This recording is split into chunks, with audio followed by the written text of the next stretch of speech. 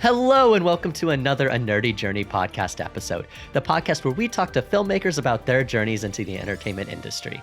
I'm your host, AK Moore, and my guest today is Nikki McLelland. She's a former assistant director and production manager turned associate producer at Nickelodeon.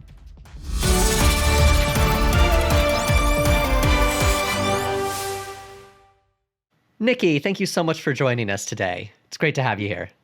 Thanks for having me. I'm so happy to be on. Well, I know that you have quite a bit ahead of you today on your schedule, so I don't want to take up too long, but I'd love to know, first off, what was your inciting incident? What brought you into the filmmaking industry or the entertainment industry as a career? Wow, it was so long ago. It's only been 6 years, right? Well, it's been a lot longer than that. 6 years in LA, but my journey started in Florida when I was actually a teenager. Okay. I was about 14, 15, and I decided I wanted to be an actress and a model. And so I started looking around just my local hometown for people who were making just indie movies or indie projects. And I found a group. I found an incredible group, and still some friends that I talk to today.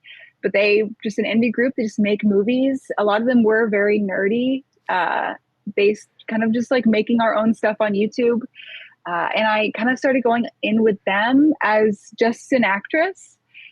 There was one project, however, that they didn't need a female at all. They didn't need me, but I just had grown so in love with working with them that I was just like, you know what, let me just go. I'm going to go help. I'm just going to come to set and just be there. And if you need anything, I'm here. And that was like the moment that I realized I loved it, regardless of whether I was in front of the camera, behind the camera. I just loved being on set. I loved making something. I loved that whole process. And so it really was that first not acting gig. I wasn't paid. I was just there. I just loved it so much. I was like, oh, this is something I want to do. This is it for me. Did you decide that you don't want to do acting or modeling at all anymore, or is that still something that you are somewhat passionate about and would want to pursue? It's not something I do anymore. Past that time, I did continue on with it for a little while.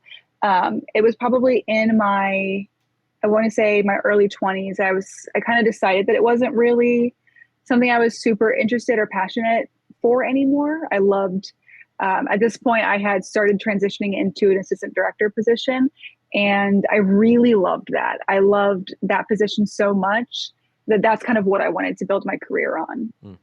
And so acting, and I know acting and modeling, it's a full-time job, just constantly looking for casting and auditioning, self-tapes. It's such a big task, and it is so much of a full-time job in and of itself that I really wanted to focus on being an assistant director. That makes sense. And are we able to still see any of these YouTube shorts online anywhere? You can. Yes, Do you absolutely. want to tell us where we can find them? I mean, I'm so happy to plug the work, not necessarily for my particular roles, but just because I loved the group so much and we had so much fun. There was so much love and skill and talent in our productions. So yeah, if you go over to Wicked Window YouTube, you will absolutely find lots of projects that either I acted in or I worked on behind the scenes. My claim to fame through them is Everyday Spooky, which is an adorable little short web series that we did, filmed. Not only was I acting in it, I was the assistant director, and we were filming in my old apartment in Tampa. So it's a cute, fun time. I cannot wait to check it out. So I know that you grew up primarily in Florida, or probably exclusively. I don't know why. Entirely in Florida. Florida grown over there. And I know that you currently live in LA, but there were quite a few steps that you took before you did that. And I'd love to kind of take a look at some of that. You went to college briefly, is that correct? Very briefly. I am a very, very proud college dropout. You want to talk a little bit about, one, why you just started to go to college, and then two, what was your decision-making process behind leaving? Yeah. So I started I decided to go to college because I didn't know anything about the film industry. I didn't know how to make a career out of it. I just knew that that's where I wanted to be. And the way I was raised was very much like you get a college education. And I had already had one degree already that wasn't film related. It was just a business degree. What was it exactly? I didn't know this at all. Yeah, I have a business administration degree, Okay. just an AA. Yeah, nothing fancy. Community college, you know. But I do enjoy school so much. I love education. And so I naturally thought I want to do a job.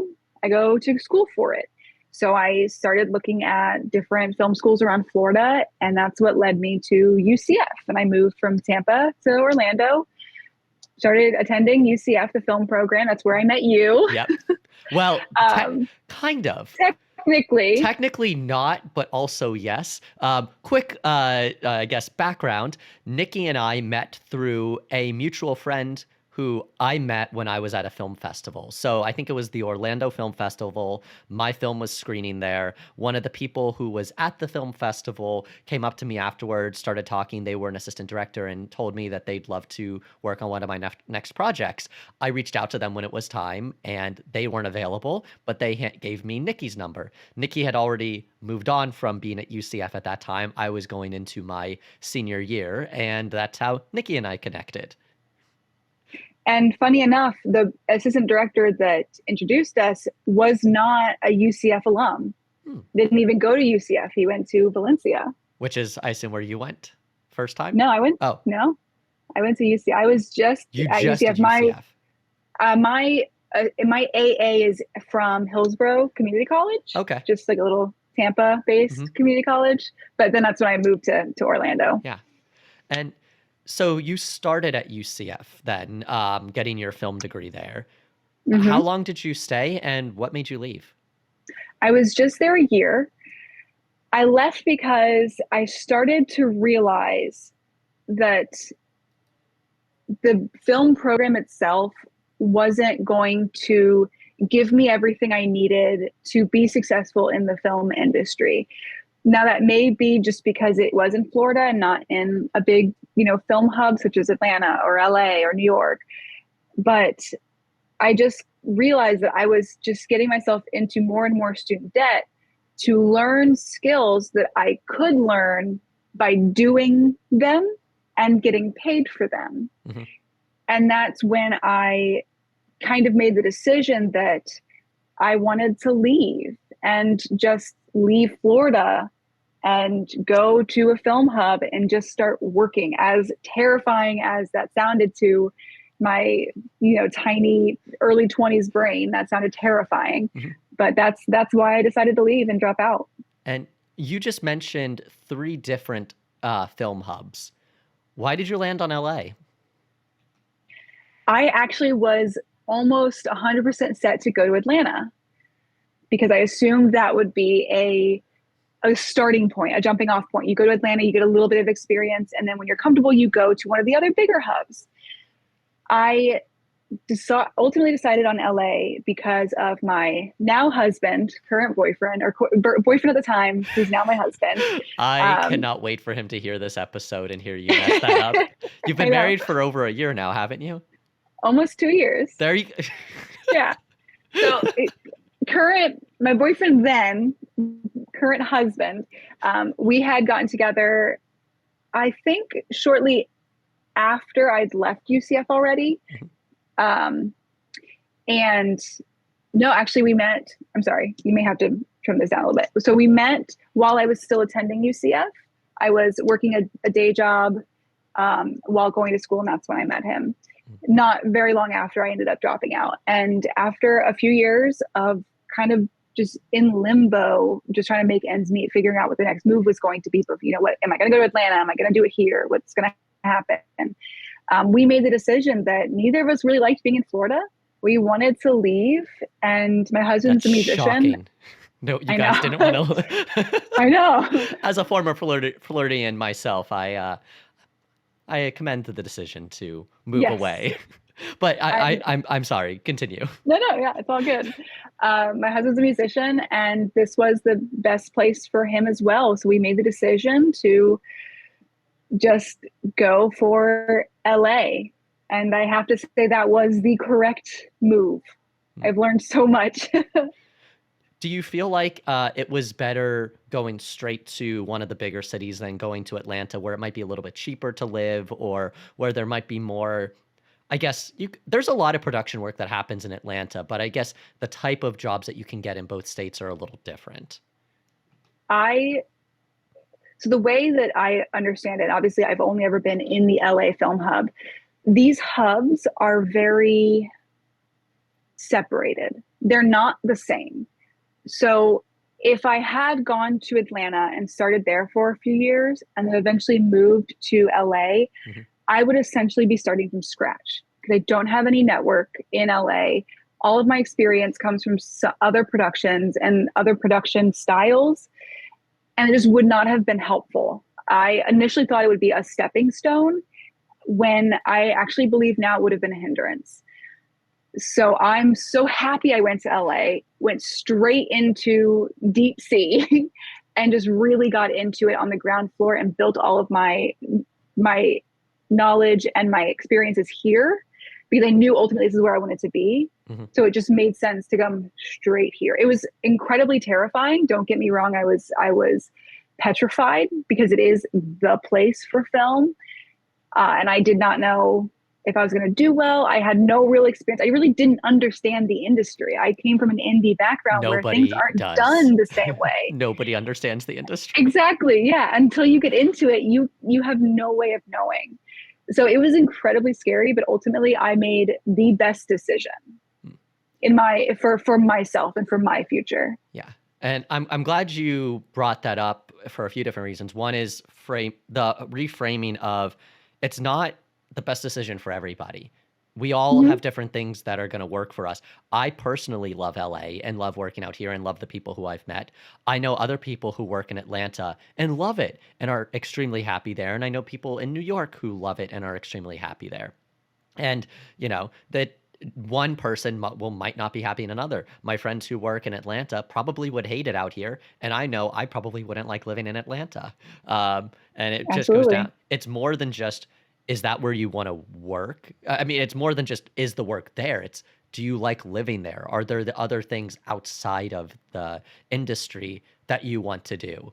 And being in another Mhm. humid, mosquito-ridden southern state is just not the environment that I want to be in. I'm sorry. I like hiking. I like going and rollerblading on the beach. I like doing the effect. I love the fact that there's like 5 different climates all within driving distance of LA, and it's just fun. I don't know. I love it out here. But Absolutely. No, I've got friends who they went to they went to Atlanta first and they love it there. They yeah, don't ever want to leave. And I've met people that have been transplants between New York and LA, and I kind of hear the same stories of yeah, it's so hard to get my foot in here. So I really just urge, like, yeah, if you want to go to a film hub, find one that you know you see longevity in. I'm the same way with you. I love yeah, LA. I cannot imagine not living in California. yeah, So it was the best decision for me yes. personally and my husband to come out here. Yeah, agreed. And let's start talking about that first crucial job in the industry.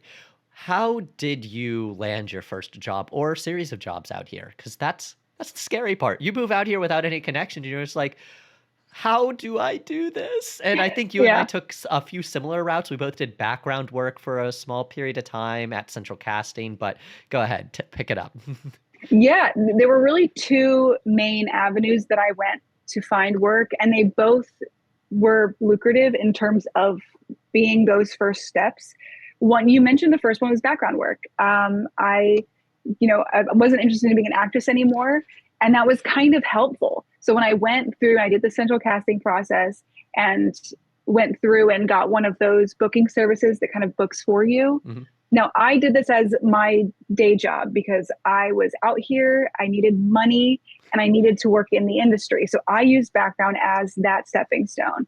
I would get on a background set and I would chat up the PAs. I knew that ultimately was going to have to be my first step. I needed to get a PA gig.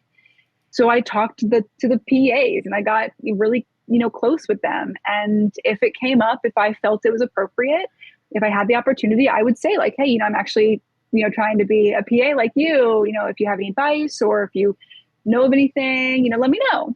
And I did that for, gosh, I want to say like a year, maybe a little less, maybe a little more. I don't really remember.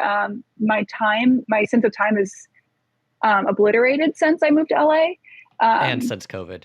and since COVID, COVID yeah. really screwed every perception Yeah, of time. We've been out here for 6 years, Nikki. I know. It's insane. Yeah, It's absolutely insane. It feels like 20 years and it feels like 6 months. I don't know how to explain that. it does. But yeah, so eventually I just kept talking to people, and eventually I was on a set. I just as a background actor. I was there for 2 days. I was only supposed to be there one day, but they didn't get to my scene and I was like a featured background, so I had to be there. They called me back for day two, and a PA who I'd been chatting with pulls me aside and was like, "Listen, I don't know you. I'm really sticking my neck out, but I got a job offer that I can't do because I'm on this show. Are you available?" And he gave me the dates. And he said, "Don't fuck this up," because his name Yeah. was writing on, me performing. So that was absolutely terrifying. But that was one of my very first like real gigs. And it was on a big HBO show, and it was just a day player. I think I only ended up there for like a day. It wasn't long, but it got my name in the repertoire of these other PAs that are in charge of pulling on day players when they need people. Yeah. So that was like that was like one of the avenues I took to get jobs. The other one was I'm still in a bunch of Facebook groups that were just all like PAs, film jobs, just like a forum basically for listing jobs. And I saw one and I commented on it and said, "Hey, I'm available." The rate was super low, but I didn't have anything going on that day. So I'm like, that's the money I wasn't going to make anyway. So I did it. And ultimately, that job was the catalyst for so many other shoots and was the catalyst that ended me up on the Ellen show, that ended me up as an associate producer. It was the gateway for so many jobs and really what kind of shot everything forward for me. I think that that's a very interesting piece. That's just a great piece of advice in general, because I always ask people, like, what are your thoughts on taking like non-paying or low-paying jobs in the industry? And that's such a great example of how they can pay off. I know Mm-hmm. there are others times when they don't pay off nearly as well. So Absolutely. what are your thoughts in general on the low and non-paying jobs, and how did you help initially differentiate between the ones that you feel like might be good to do versus the ones that might have ended up as just shit shows that you would have hated being on? Yeah, it's a good question, and it's such a delicate answer because most of my career has been set forward because of a very low paying job, but I've also worked free gigs that went nowhere. So it's a delicate balance of the job itself doesn't matter. It's the people that you're working with on that job. The crux of our whole industry is connections and who you know. So I'm going to continue to go back to that. But, I took a couple free gigs with groups of people that just liked making their own thing and were constantly working on things that needed free labor. So the type of jobs I'm going to be getting from those people are mostly low, or I mean, honestly, most of them were no pay jobs. And I only did about two of those. Mm-hmm. And I was like, it's not that I don't like working for free. It's that I can tell this isn't going to further my career in any way. Mm-hmm. And I already had a little bit of experience. So I was like, I don't need this for the experience. I need to make my rent payment. Mm-hmm. And so when I saw that post on Facebook, there really was no way for me to know ahead of time that was going to be such a wonderful gig, or a gig that was so important for me. But it was paid, even though it was low. It was on a weekend. I already wasn't working. So for me, it was for the most part, a riskless job to do. Because even if I did it and it wasn't a great gig, I still got the money. It was a little bit extra stuff. I met some people. It was great. Mm-hmm. It just happened to be the people that I was working for, the people that hired me, were successful industry people that were making their own thing and had a little bit of money to put to it. So they paid everyone, maybe not wages that we, see today, but they paid everyone a little bit and they treated us so well. And it was such a fun show. And, one of those people on that show was actually, in the Marvel Cinematic Universe. And so it was incredible to go into that group, but I had no way of knowing that ahead of time. It was just a chance. Yeah. So it's you have to do it, but with consideration and understanding that it may not pay off, and you may have to break those ties with groups that are unlikely to bring you sustainable paid work. And while you were on that shoot, you obviously would not have gotten to where you're at unless you made a really good impression to the right people on that shoot. So what is it that you feel like you did that helped you stand out to make them want to bring you back onto the larger projects that you got on later? I think it was just being personable. It's being personable, being friendly and eager. They knew I was green. They knew I was so new and green and fresh off the boat, so to speak, that they For knew. everybody out there, saying that you're green just means you're new. I don't know if that's a general, I know that we know it, but fair. I don't know if everybody knows it. That's a fair distinction. Yes, yeah. I was super new. I think this was probably the very, very, very first PA gig I ever did in LA. So I was so green. I had no idea what to do. I remember being so nervous that morning before I went to set. I wanted to throw up. I was so terrified. But I just was so excited to be there. And I just made sure that everyone who encountered me on set knew that I was excited to be there. I was happy to be there, and I was going to help them with whatever they needed. I did not know how I was going to always help them, but I knew that I would help them as best I could. And I made sure that that was conveyed in my actions. And the people that I worked with on that set noticed that and resonated with that. And they were eventually the people that called me back and asked me to work on a lot of other bigger shoots. That is awesome. And you've worked on so many cool different shoots. Are there just some, you don't have to name anything per se, but is there anything both positive and negative that you could say over the past 6 years of working in LA, just some standouts like on both sides of set experiences that you enjoyed and hated? Yeah, I worded that horribly, but I'm going to keep that whole thing in there because I want to teach myself that I need to do better when I'm doing this. It's authenticity. It's authenticity, and I just need to get my thoughts better before I say them out loud. That's what this learning experience is. Anyway, continue. I relate to that on a very deep level. My standouts, anything with animals has been an incredible experience. I've done a lot of digital pieces that were surrounding education about animals. So there was like a lot of different animals on set. I've done a show, an ABC show that was all about dog grooming. And that was one of my favorites. I forgot about that one. It was an incredible show. Not only was it just fun to be on, and it was one of my longer stints, but there were dogs just everywhere all the time. It was incredible. I love animals. So whenever there's an animal on set, it just shoots that set way up in my mind. I just love it. And I always look forward to working with animals, or even if there's just like a set dog, even if it's not even on camera, it's just like, yeah, there's a grip truck dog. He's just out on the grip truck. It's like, okay, I'll be back. Like those dogs are always do the grips fun. Need an extra hand today? I actually just remembered I'm feeling pretty grippy today.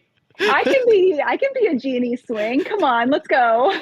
I believe that you could be a G&E swing much before I could be a G&E swing.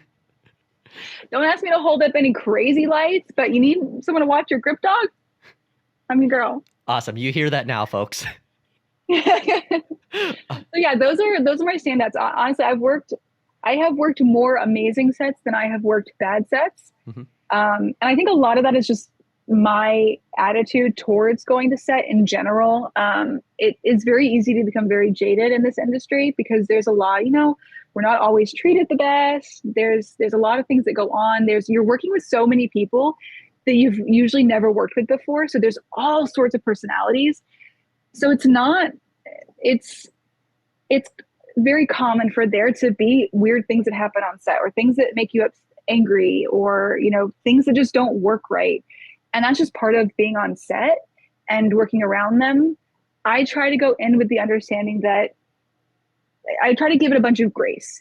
I'm working with people that I do not know, and that up until 2 hours ago, I didn't know existed. I've got no idea who these people are. I don't know how they communicate. I don't know what their work history is like. I'm going to give them the most grace. And if obstacles come, we're just going to deal with them. So I think your mindset will have a lot to do with how good or bad your set experiences are. That being said, I've worked on some doozies. I have worked on some doozies that either they were just not well produced, they were very disorganized or sloppily planned, and it kind of just deteriorates. I will say those projects typically are ones where it all starts at the top. So the producers weren't really on their A game, or they had a bunch of mistakes that would trickle down to every level, or maybe they didn't have the best interpersonal skills, and that would trickle, that kind of abuse kind of trickles down. Those sets are never fun, and it's hard to be on those shows or those projects. It really is. However, I will say that even the worst gigs are there are lessons that you can take away from them. There are a lot of lessons that I learned now that I am a producer, coming from a PA that has been abused, that has been treated really, really well, as an assistant director, all these other things that I have done. It has taught me and informed the way that I produce and the type of producer that I aim to be. I want to make sure everyone below me has a great time. We're all here for this mutual love of this industry. We're not just here for a paycheck. And if you are in this industry for just a paycheck, you don't last long, because it's a labor of love. And I want to make sure that everyone around me is experiencing that and understands that even though we're going to come across obstacles, we're going to figure them out, and we're going to do it the best way that we know how. So even the shit shows can give you really great lessons.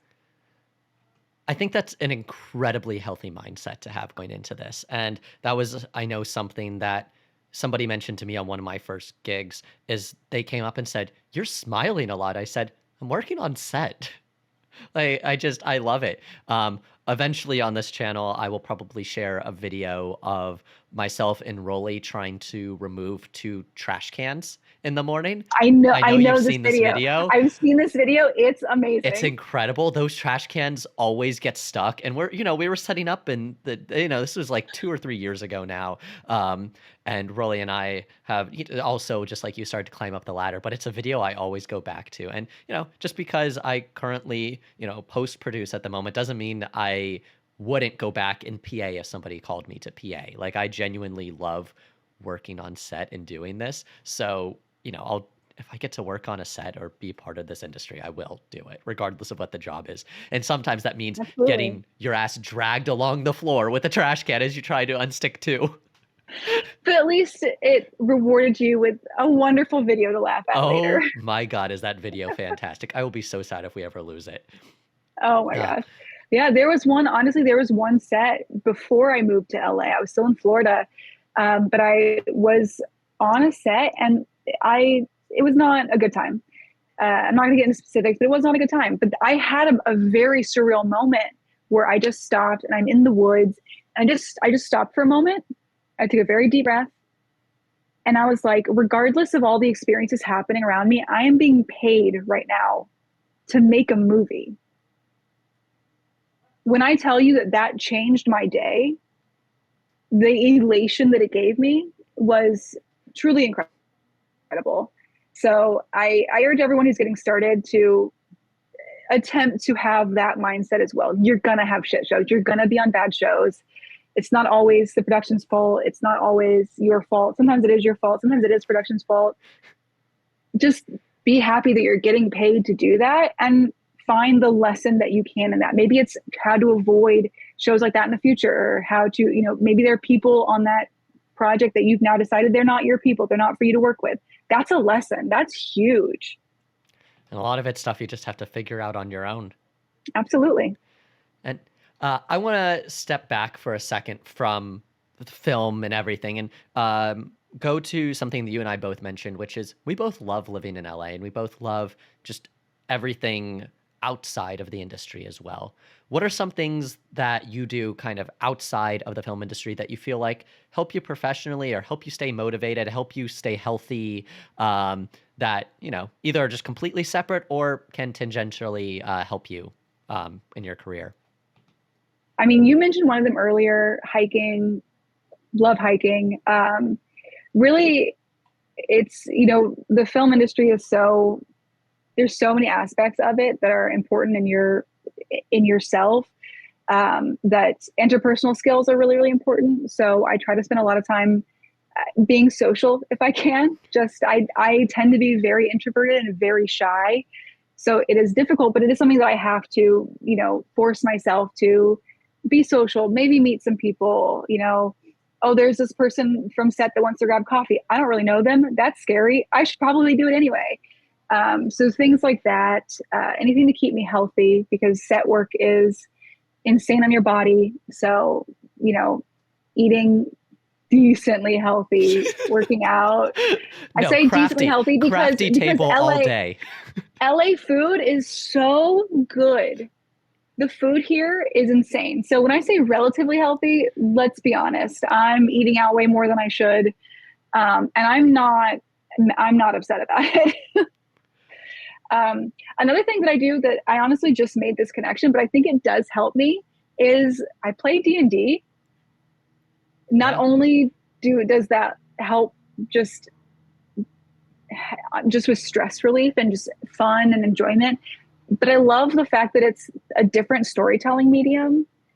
I think we can all agree that a lot of what brings people to film is the love of storytelling and the love of sharing perspectives and giving new light to something that you may not have known. And that's what I feel like D&D gives me the power to do. I'm a producer. I'm not a writer. I'm not a director. I'm not the one physically out there with a camera or a script. But when I play D&D, I feel like I have a lot more connection to the story, and I'm a lot more control of story making decisions.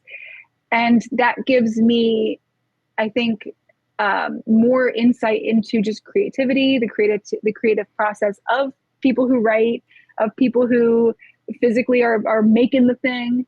And I really think that has been a huge help in my career. It also forces me to be better with scheduling.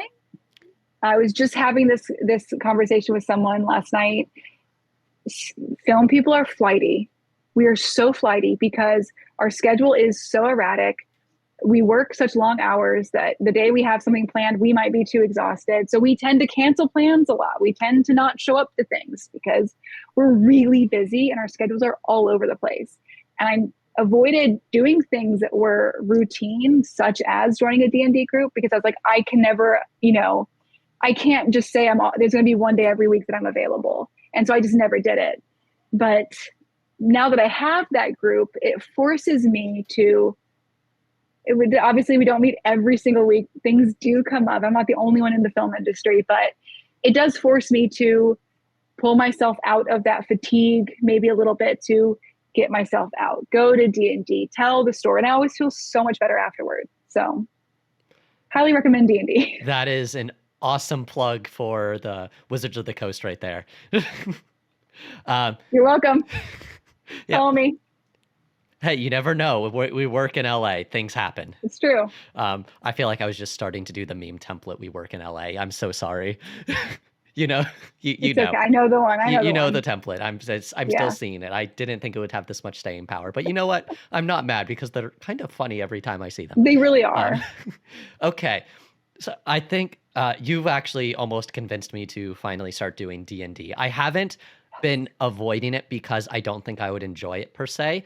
I've been more so avoiding it because there are other things that I do on a consistent schedule that I feel like are more important to my growth and my career than playing D&D, because I have 4 different writing sessions scheduled every week consistently. Yeah. And that's a lot to do. And then my weekends are, as you said, hanging out with people, meeting up for coffee, meeting up for a brunch or a lunch or a dinner. And I have a lunch or I have a breakfast and a lunch scheduled for next Sunday. So it's like both eating out right after one another. And I Yeah. love it. I love that I keep getting to meet more people and really solidify a lot of my friendships that I have out here, because I want to work with friends. You want to work with friends. We love that's what it's about, really. We want to tell It stories really and work with is. friends. And I love, as an introvert, it's difficult, but I do like being able to go out and constantly expand my friend group, because there's just so many interesting and fun people to meet and interact There with. are.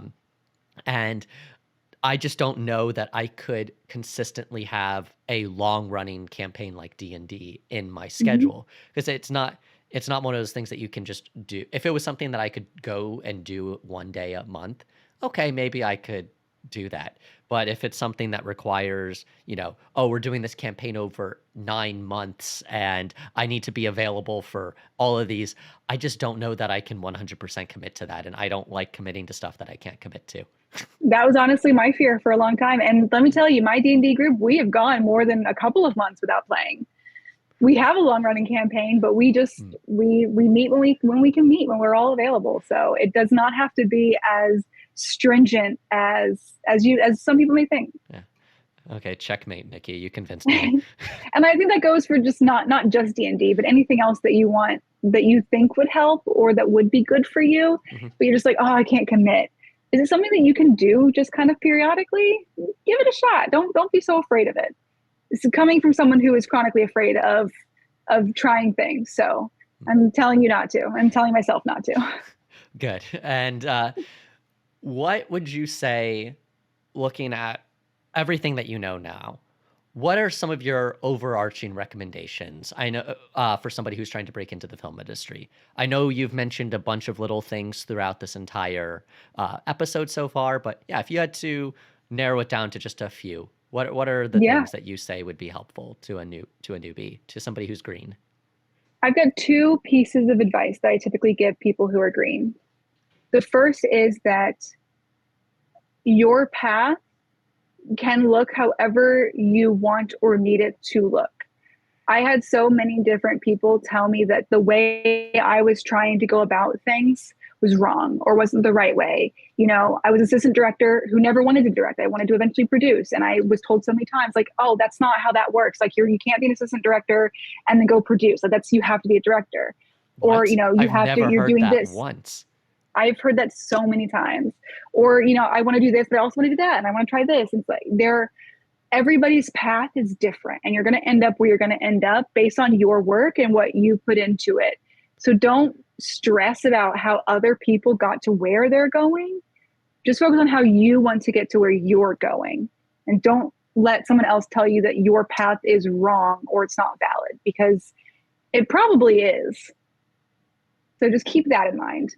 And number two, shoot, I just went out of my head. Oh, okay. Number two would be, when you're just starting out, and even when you've done it for years, every project, every set is so different. I used to get so caught up in, well, what if this happens? What if this happens? What if I don't know how to solve a problem? What if I get there and I don't know how to do a thing? I would get so caught up in the fact that I don't know things that eventually I realized, after probably about a year in, that it's okay that I don't know things. I'm going to continue to not know things, and that means I'm working properly. But I do know, the one thing I do know is that I will figure it out. I am confident in the fact that not only will I figure out whatever it is, but I will learn from it in the future.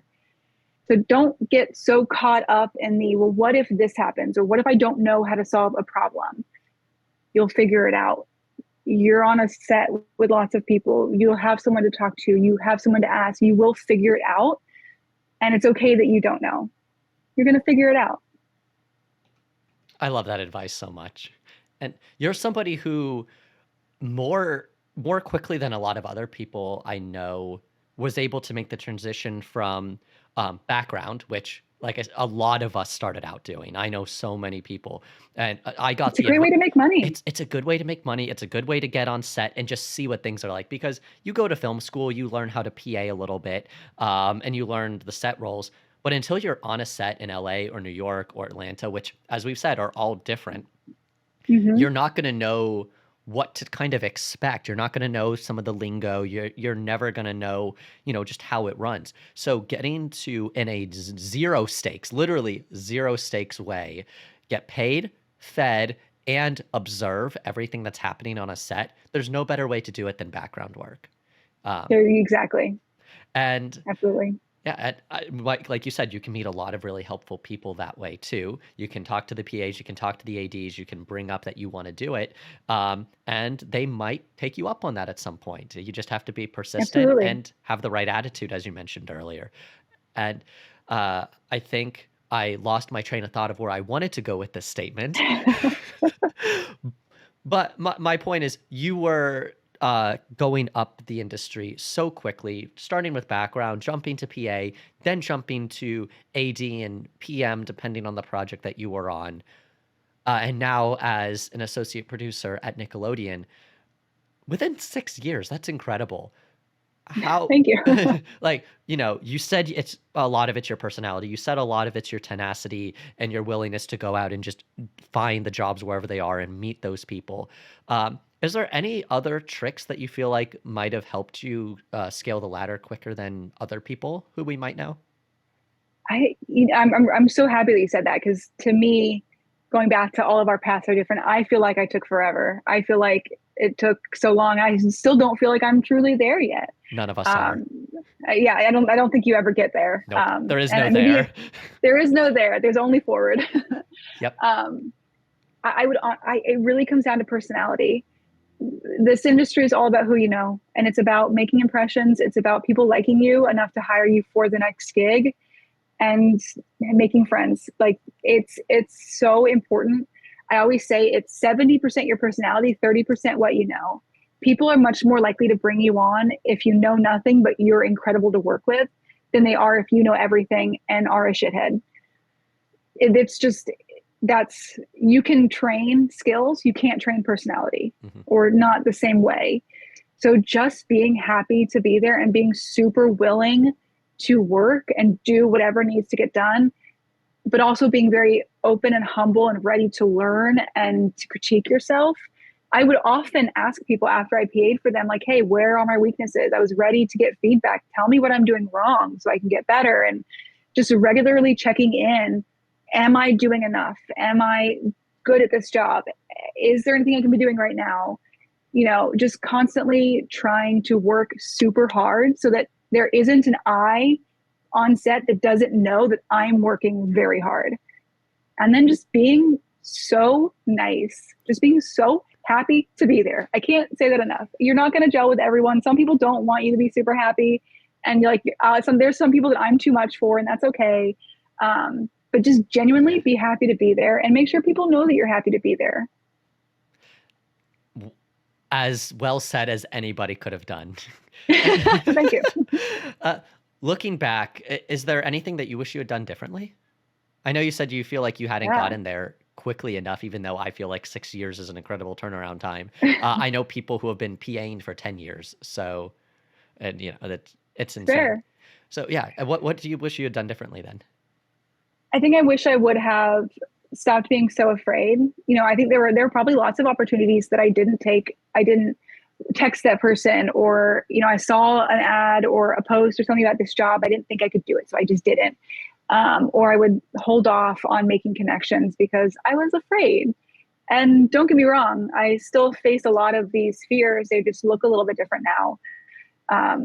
But just talking myself out of the fear and understanding that when you're afraid of something, it's generally because it's out of your comfort zone and it's probably really good for you. So I wish I would have taken probably a few more shots. Shots as in? Just different opportunities. I was just making sure you weren't saying just drink on the set. Yeah, no. Don't drink on the set. Go for drinks after with your other friends on set. Absolutely. Not on set. Oh boy, do I have a story where that happened. Me too. It's not fun. Not during No. wrap when they lock their keys in the car and they're drunk and they were already running behind Oh schedule. And gosh. yeah, the entire camera team got drunk. Like they ordered a bottle of Don Julio to the set. They Uber eated it to the set. That Wow. showed up like right at wrap. Rolly and I are wrapping production van, and they come up to us and says, "Hey, do you have any cups we can borrow?" We're like, we just put them away. Like, well, can you take them out? We're like, no. They wanted to, they wanted us to give them cups so they could drink. So then they opened the bottle and just started taking, Yeah. just started drinking it from the bottle. At least they waited for wrap. Well, I've had others. we were already behind schedule, and because they got so drunk during wrap, they got out so late. I think it extended wrap by like another 2 hours later Oh because my of that. gosh. And because they locked the keys in the camera van, the producer had to call the company to come and unlock the van for them. We were supposed to be out by like 10 p.m. I think they didn't get out until like 1 a.m. It's not worth it, for the money sake, because a lot of times things like that happen and it costs more to have that mistake fixed. But also the industry can be very dangerous, as we've seen with local news from the past couple of years. Our industry can be dangerous. So things like activities like that not only can cost more money and time for people, but it can cost lives. I mean, we work so crazy hours that a lot of times we're driving home very late or after very long shoots and where we're tired. very tired. And if you add several hours to that, I mean, someone could crash their car and die. That happens. That's one of the reasons we have unions and we have laws around how long we can work, because people were going home exhausted and getting into car accidents and killing themselves and others. So things like that, activities like that, I get it. I totally understand it. When everything's fine and nothing happens, it's fine. But those situations can turn very bad and can affect people in all sorts of different ways, up and including, bodily injury. Yeah. Well, I don't want to end on a depressing note. So let's do this. What is next up for Nikki McLelland? What is next up on your career trajectory? I'll be honest. Up until this point, I have had a plan. I have had a clear, I want to get there. I want to produce. And now that I am producing, I want to keep producing. I want to keep growing. I want to do more of it. I want to take on more responsibility. And I don't really have a lot beyond that. I'm in a really good place right now, and it's never going to be enough. I always am going to want more. I'm going to want more experiences. I'm going to want to do more projects. You and I just want both more. Have that curse. I just want more. So for me, that's my next step. It's just more. Awesome. Honestly, I'm in the same boat. Well, thank you, Nikki. It was so great having you here. Do you want to plug yourself at all at the end of this, or, Not really. Not really? Okay. So just go and watch her older YouTube videos. She's really going to enjoy seeing that uptick in views, at least a few from me. I'll make sure to. Oh my goodness. Yeah, that group is going to wonder why their YouTube views just spiked a little bit. Yes, absolutely. Well, thank you everybody else for listening and or watching, depending on how you are receiving this content. This is a Nerdy Journey podcast, and you can find us everywhere from YouTube to Spotify to Apple Music and wherever else podcasts are, or wherever I post this video content, TikTok, Instagram, what have you. Thanks everybody so much for watching and or listening, and I will see you on the next one.